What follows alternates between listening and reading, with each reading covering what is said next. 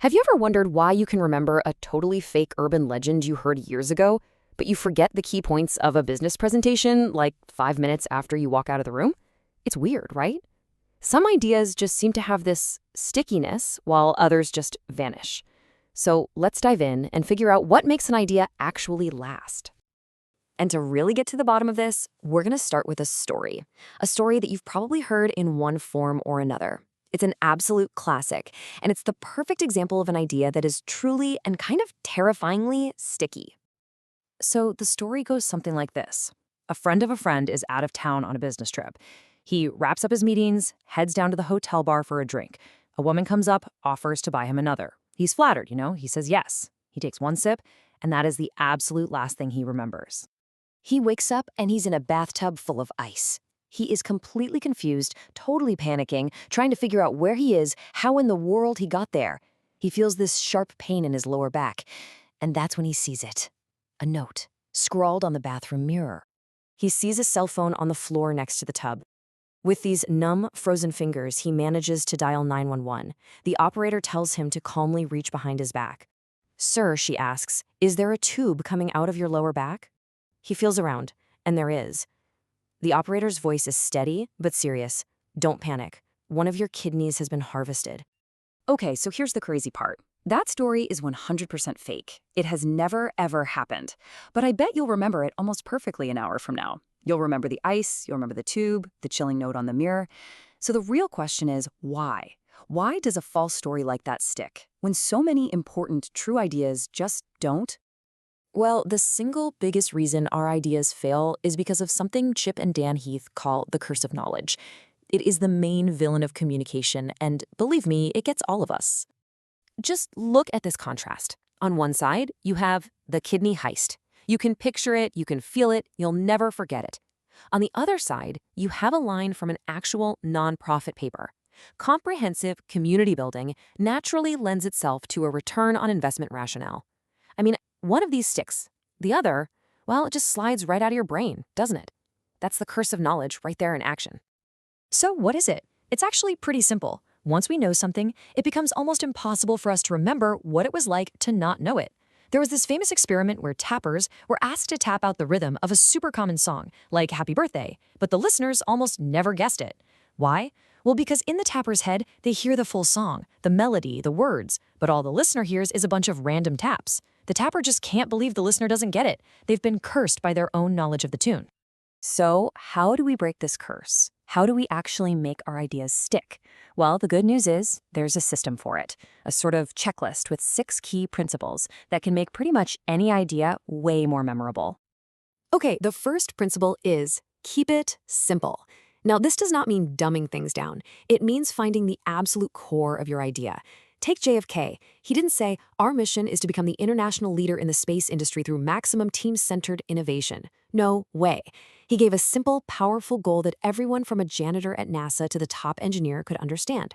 Land a man on the moon and return him safely by the end of the decade. It's the core of the idea, and it's compact. Second, sticky ideas are unexpected. They break our patterns of thinking. They surprise us. And to see how this works, there's this great story about a journalism teacher who had to teach her students the most important lesson of their careers: how to find the lead of a story. So the teacher gave her class a list of facts. Okay, the entire school faculty will travel to the state capitol on Thursday for a conference. The state superintendent will lead the conference.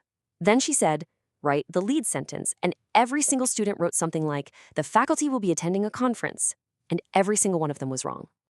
The real lead, the thing that actually matters to the reader, was completely unexpected. It was this: there will be no school next Thursday. Boom. In just one sentence, the teacher completely shattered their idea of what news is and replaced it with a much better one. It was a surprise that delivered a powerful insight, and you can bet those students never forgot that lesson. Third, sticky ideas have to be concrete. Our brains are wired to remember tangible, real-world stuff. World-class customer service is just abstract fluff. It's forgettable. But what about a story about a Nordstrom employee who ironed a customer's brand new shirt for free because the guy had a meeting in an hour? Now that's concrete. You can see it, you can feel it, and you'll definitely remember it. Number 4 is credibility. How do you get people to believe you? Well, you can cite experts, but sometimes a powerful demonstration works way better. An anti-nuclear group wanted to make the sheer size of the global nuclear arsenal understandable, because the numbers are just meaningless. So a speaker would drop one single BB into a metal bucket. Clink. That sound would just echo. That, he'd say, is the Hiroshima bomb. Then he'd pour in 5,000 more BBs, creating this deafening roar. That is the world's current nuclear arsenal.